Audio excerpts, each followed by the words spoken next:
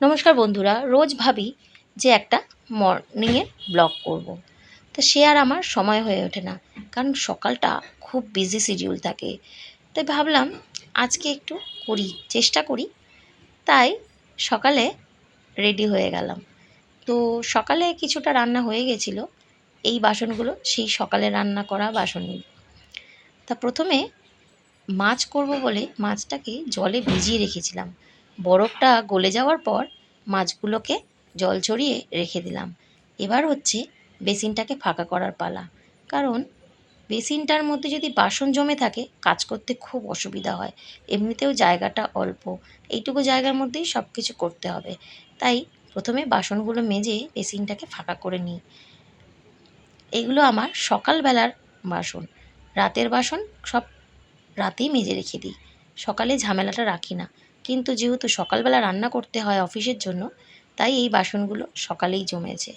তাই এগুলোকে আগে পরিষ্কার করে সরিয়ে দিচ্ছি। জায়গাটা ফাঁকা না করলে সত্যিই ভীষণ অসুবিধা হয়। তোমরা সবাই জানো যে আমি ভোরবেলা হাঁটতে বেরোই। মোটামুটি 4টের সময় রোজ ঘুম থেকে উঠতে হয়, না হলে সব কিছু করা খুব মুশকিল। তো ভোরবেলা উঠে ঘরে টুকটাক কিছু থাকলে সেইগুলো করি। আসলে সকালবেলাটা উঠে কিছু কাজ করতে আমার মন চায় না। তো রাত্রেই বাসনগুলো মেজে রেখে দিই, আর সকালবেলা উঠে জামা কাপড়গুলো ভিজিয়ে রেখে যাই। হেঁটে আসি, মোটামুটি 6:30টার মধ্যে আমাকে বাড়িতে আসতে হয়, না হলে বাচ্চাদের স্কুলটা মিস হয়ে যাবে। আর তোমরা জানো যেহেতু যমজ, তো সেহেতু আমার তো সব কিছুই ডবলভাবেই করতে হয়। তো সময়টা অনেকটাই লাগে। তাই সকালে অতটা ঝামেলা রাখি না। ওরা স্কুলে বেরিয়ে যাওয়ার পরেই আমার কাজটা শুরু হয়। তারপরে হাজব্যান্ড বেরিয়ে গেলে বাকি কাজগুলো কমপ্লিট করি। তো যেহেতু আমি এখন শিলটা ব্যবহার করব, তাই শিলটাকে ধুয়ে নিলাম। আজকে এত বাইরে রোদটা দেখে এখন কিন্তু বাজে সকাল 10:30। এত রোদের তাপ দেখে আর লোভ সামলাতে পারলাম না। তাই ভাবলাম জানলার পর্দাগুলোকে খুলে ফেলি আর ভিজিয়ে দিই। কেচে দিলেই সঙ্গে সঙ্গে শুকিয়ে যাবে। সেইভাবেই তাড়াতাড়ি পর্দাগুলোকে খুলে ফেললাম। আজকে শুধু এই একটা রুমেরই পর্দা খুলব, কারণ এতগুলো পর্দা একসাথে কেচে মেলাটাও একটা ঝামেলা। কারণ অতটা জায়গা হবে না ছাদে, সেই ভেবেই একটা ঘরের পর্দাই খুলে নিচ্ছি। ছাদে গিয়েছিলাম সকালবেলা, যে জামা কাপড়গুলো কেচেছি সেগুলো মেলতে। এত রোদ যে বেশিক্ষণ আমি দাঁড়াতে পারিনি। এবার রান্নাঘরে কাজটা শুরু করতে হবে। অলরেডি 10:30 বেজে গেছে। আমাকে 11:30টায় বেরোতে হবে। হাতে মাত্র 1 ঘন্টা।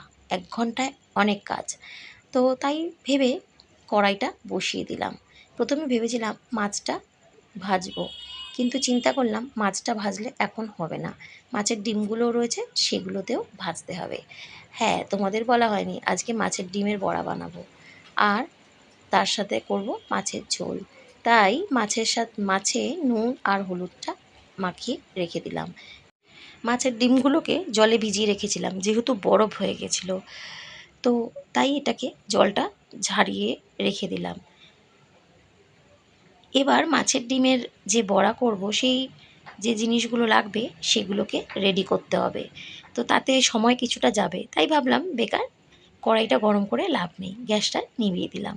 এবার আমি কিছুটা রসুন এখানে ছাড়িয়ে নেব, আর হচ্ছে পেঁয়াজ। তো পেঁয়াজ আমি এখানে বেশ ভালো করে ছোটো ছোটো করে কুচিয়ে নিচ্ছি। অনেকে এর মধ্যে আদাও দেয়, কিন্তু আমি আদাটা এর মধ্যে দিই না, ভালো লাগে না আদার গন্ধটা। তাই আমি মাছের ডিমের বড়ায় আদাটা স্কিপ করি। আর অনেকে লঙ্কার কুচিও দেয়, কিন্তু আমি লঙ্কার কুচি দেই না, যেহেতু বাচ্চারাও খায়। তো লঙ্কার কুচি দেখলে খেতে চাইবে না, তো সেক্ষেত্রে আমি অল্প সামান্য শুকনো লঙ্কার গুঁড়ো দেব। আর নুন হলুদ তো দিতেই হবে জানো। আর ডিমের ডিমটা যেহেতু জলে ভিজানো ছিল অনেকক্ষণ, তাই ওর মধ্যে অনেকটা জল জল হয়ে গেছে। তো বাইন্ডিং করার জন্য আমি এর মধ্যে দিয়ে দিলাম বেসন। বেশ অনেকটাই বেসন দিয়েছি। তারপরে যদি আরও লাগে পরবর্তীকালে আরও মিশিয়ে নেওয়া যাবে। এখানে হলুদ আর নুন অ্যাড করে দিয়েছি। এবার এর মধ্যে বলেছিলাম লঙ্কার গুঁড়ো দেবো, সেটা দিয়েছি।